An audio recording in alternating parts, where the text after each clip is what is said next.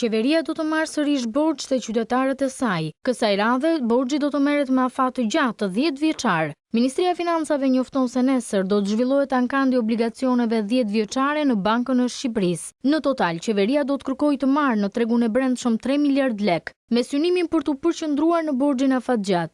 Ekzekutivi po emeton obligacione me afat 10 vjeçar që ofrohet në 2 variante, me interes fiks dhe të ndryshueshëm. Shuma e përgjithshme për interesa fiks është 2 miliard lek.